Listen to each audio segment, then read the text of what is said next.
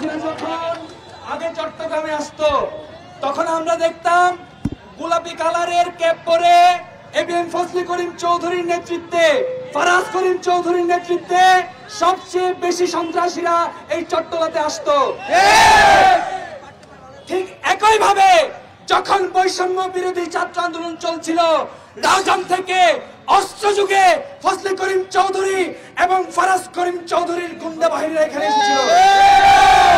আমার ভাইয়েরা, হত্যার পিছনে যদি কেউ সবচেয়ে বেশি দায়ী থাকে সেই হলো এবিএম ফজলে করিম চৌধুরী এবং তার কুলাঙ্গার পুত্র ফারাজ করিম চৌধুরী।